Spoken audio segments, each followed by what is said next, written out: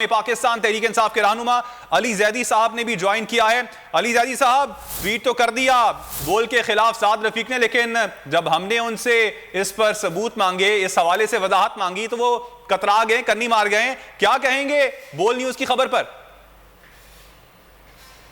मेरे ख्याल में ये आप लोगों को ख्वाजा साद रफीक की बात से ज्यादा परेशान होने की जरूरत नहीं है, क्योंकि अगर कोई सच्चा आदमी है बात करे ना, तो फिर आप सोचेंगे यार ये बंदे की तो क्रेडिबिलिटी है ना, उसकी ना उसके पार्टी के हेड की किसी की कोई क्रेडिबिलिटी ना हो, वो तो सारा पूरी की पूरी पार्टी झूठ के परिंदे पे खड़ी हो, तो आपको उसमें कोई इतना सीरियस लेने की जरूरत नहीं है। वो जो बोलते हैं बोल लेते हैं। लेकिन अगर आपने खबर ब्रेक की है रूजवेल्ट होटल की, मैं ये बताना चाहता हूँ कि ये पाकिस्तान का एक असासा है। मुझे नहीं पता कि हुकूमत क्या चाहती है और किस हाल में है हुकूमत, और इसको बेच के क्या एक ये असासा है, और इसको बहुत तरीकों से इसको ठीक तरीके से चलाया जा सकता था। ये खराब चलाने वाला जिम्मेदार भी यही लोग थे, इन्होंने ही तबाह किए हैं पाकिस्तान के साथ से। बैड मैनेजमेंट, बैड गवर्नेंस से चीजें खराब होती हैं। जो ये इनका पेशा यही रहा है, गरीबी हुकूमत में आया, इन्होंने तबाही की है मुल्क की हर चीज। देखिए, प्राइवेटाइजेशन इज ऑलवेज गुड। ये हुकूमत का, स्टेट का काम नहीं होता कि वो कमर्शियल एंटरप्राइज में वेंचर करे, लेकिन इसका ये तरीका ये नहीं है कि उसको बेच दें। ये इस तरह की चीज है जो आपको सदियों तक आपको कॉन्स्टेंटली एक revenue income source of income बन सकती है। इसमें कोई पब्लिक प्राइवेट पार्टनरशिप में चीजें हो सकती हैं, कोई लॉन्ग टर्म लीज की बात होती है। ये एसेट आपके पास ही रहे और इसके पैसे आते रहे, और कोई हर ये तो नहीं होती जरूरी कि हर चीज उसको उठा के बेच दो बस।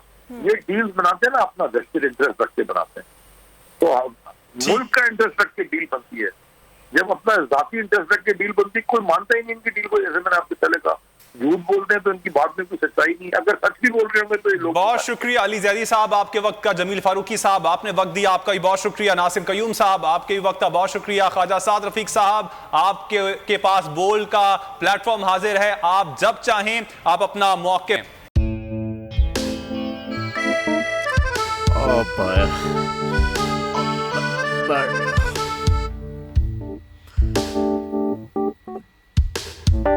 इंतशार से निकलने का वाहिद हल इंतखाबात हैं।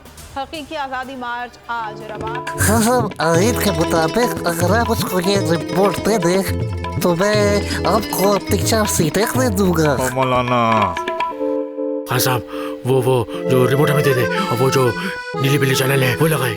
जाओ शबाज। हम ऐसा टीवी देखते ही नहीं जिसका रिमोट हमारे हाथ में न हो।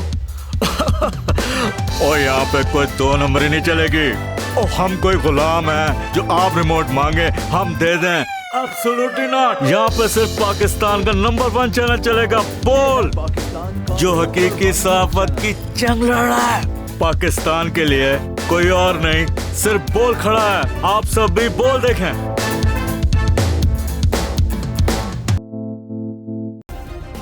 सब्सक्राइब करें और बेल दबाएं ताकि कोई खबर रह न जाए।